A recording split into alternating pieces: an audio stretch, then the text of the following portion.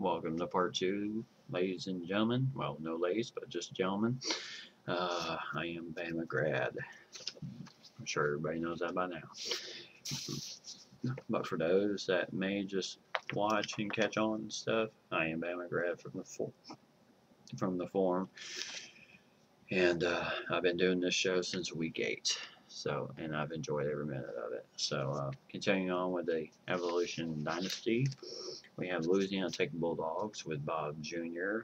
as he took on New Mexico State this past week. It was a battle of losing record teams, as Bob Jr. has had a rough year this year. Nothing has really gone right for him this year.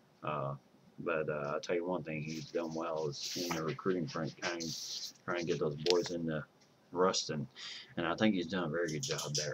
But he had a very tough matchup against New Mexico State Aggies, and New Mexico State went away with this 21-7. Still a close game, but I feel Bob Jr. has chances, and it just didn't happen for him. So tough game there, and he now drops to 2-8 on the season, and now he gets to battle the hottest member going right now in this form and in this league is Danny Boy 003 in Nevada. As Nevada comes in the matchup 8-3, and Nevada comes to his home field, so a little bit of rah-rah for the home team this week as Danny Boy and Bob Jr. battle out. And right now, Danny Boy is trying to win a respectable 9 wins on the year, go 5-0 in the form since he's taken over. Because this team was 4-3 when he took over, and then he's been on the streak since then. So, and try to solidify a better bowl at that. And for Bob Jr., there will be no bowls for him. Calling him, as it's just been a tough year, as I stated before. But tough game there. He did get one recruit on the list. It was a 3-star athlete. So great job, Bob Jr. on the job on recruiting. Very impressed. And Colorado State Rams with H22 running the helm there and doing just a heck of a job there. And I think he's pretty much done for the season himself at 10-2, as he's had a good year. 10-2, couple of losses early, but hasn't really hurt him too much. And he's not ranked in the BCS poll, but he is ranked in the AP, and he is 21st in the AP right now. He was 25th the previous week, now he's 21, so he's making some strides up there with the Rams. So great job by age 22. He did get 3 recruits this week, and great job by him. A 1-star and 2 3-stars. 3 and 1. So great job, my friend, and getting those boys into Colorado State. So fabulous job, and keep up the good work. And last but not least, my team, Hawaii. We were off this past week, and I pretty much hit the practice field hard with them, getting ready for this next game against Semi 24 and UNLV. And this will be my last user game of the season. I have one more game after this, and then that will complete my year. Whatever happens in this game, it will be interesting. If I lose, then I drop to 6-5, and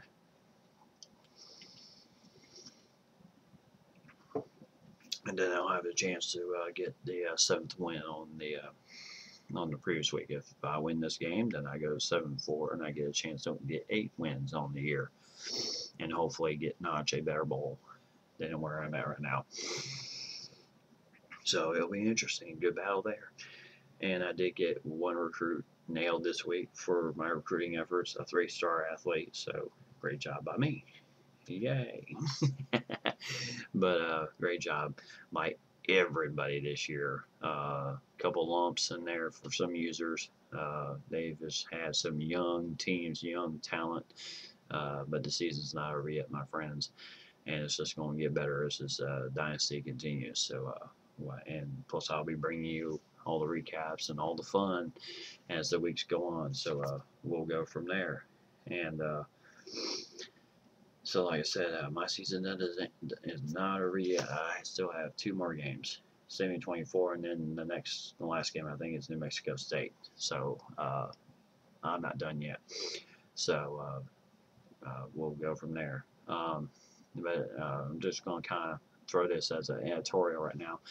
It's kind of been real interesting of how some teams are ranked in the BCS and the AP this past year, because it's just been really weird. Like, you got Sox and Gators, who really is running the table right now. He has no shot at a BCS Bowl right now, which is tough. But his team had a rough road coming up anyway. But he's 13th in the BCS, 16th in the AP poll right now. So kind of a weird situation there, that he would get notched 3 spots lower than he is in the BCS. So kind of an interesting twist there. But all in all, it's just been a heck of a year for him. But like I said, it's just been weird how the polls have really worked on this season. Because right now, Colorado State's kind of on the looking in on the BCS poll, the coaches poll. And because right now he is at that point, like this close to breaking into the top 25 in the coaches poll, but he's already in on the AP. He's 21st right now. He was 25th the previous week. So kind of, like I said, just real interesting how things go. So moving on into the bowl projections right now. And like I said, these things are not final until championship week happens. Then you'll have everything set in stone for your bowls. So, and then pretty much you'll be locked down by then. But like I said, the season ended today. This is how the bowls would be looking right now for our users right now in the league. The Poinsettia Bowl would invite Penn State and the UNLV Rebels with 70-24 reigning the helm, which I think would be an interesting twist there, since 70-24 is a big Penn State fan himself, so it'd be kind of like playing himself. So it would be interesting.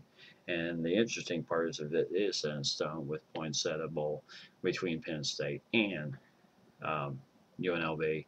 How would that game really come out? Would 70-24 be able to shut down Evan Royster and their quarterbacks, which I know is different from who started this past weekend at Alabama for real. So it'll be an interesting battle there if that stays true. Next one is the Hawaii Bowl, and they would get possibly RY2Y32's UTEP Miners against the Buffalo Bulls. So UTEP would come to my home field of Hawaii and play their bowl game if everything stays the same. So it'll be interesting there. And I would still get the invite to the Emerald Bowl. That hadn't changed from the previous week, but my team has. My opponent has, as I would possibly get the Pittsburgh Panthers. So that would be a tough matchup because I know exactly what they run. They run basically a very hard running attack. Man, they got some fabulous plus 200-pound running backs running at my defense, and quite a load on the offensive line. So that would be quite a challenge for my team there, as I would get the Emerald Bowl in San Francisco. And so next up, no change here on the teams on this bowl. Still would be Notre Dame and Nevada with Danny Boy 0003. That hadn't changed from the previous first release. So that would be an interesting battle itself, as Nevada goes to the blue turf, the Smurf turf, as we say, Boise, Idaho, to play the Humanitarian Bowl. And another change in the process, UCF would possibly still get the Liberty Bowl, no matter what happens. But their team has also changed who they would play. And this time it would be the Georgia Bulldogs, who they would get, UCF would get for their bowl opponent. So that locked down, then that would be an interesting matchup to see how would UCF stack up against pretty good offensive line of Georgia that weighs a good bit of over 300 pounds average weight uh, against that very young defense of UCF. So, Cycling Gators, if you get Georgia, just be prepared for uh, kind of the combination of running and passing, and you know who they're going to go to in the passing game, AJ Green. So try to find a way to shut him down. You can try to shut down their passing game, make them a running team. Then I think you have a real chance of pulling out the upset on Georgia. So we'll see what happens from there if that stays true. And the last bowl would be the Las Vegas Bowl, and that would get Colorado State in H22 and his Rams against the Oregon Ducks in that quick strike offense. So no Jeremiah Masoli there, but they do have some other good quarterbacks in that system. And of course, the Michael James running in the backfield, who is absolutely quick. So we'll see if that stay true. See if H22 could slow down the high-powered Oregon offense. So hopefully, all these bowls kind of stay true to the opponents, but it will be interesting week by week, leading up to championship week, which will be, I think, week 15 would be championship week, or the week after that. But it'll be interesting to see what happens. So those are the second release of the bowl projections, and as we now come to the conclusion of another show, I thoroughly enjoyed it. And this has been a great week for everybody, as we've had some great games across the forums, and hope we can continue the high rise on how the games have been going on so far. We're not quite done yet. Like I said, my season doesn't end until week 15. I got this week and then next week to finish up my games, and I think most of everybody else ends this week. There won't be too many on week 15, except for conference championships, and that's Conference USA. They will have theirs. So other than that, like I said, I'm kind of just getting this in before I go this weekend. So again, enjoy and play your games hard, my friends. You have until Monday, 8 o'clock in the morning. So get your games in. You have tomorrow, you have Sunday to get them in. Get them in, get them done, and have fun. And play hard. Sim free. Actually, be great sim players. And absolutely no cheese in this league. So have yourselves a great evening, my friends. And I will see you later.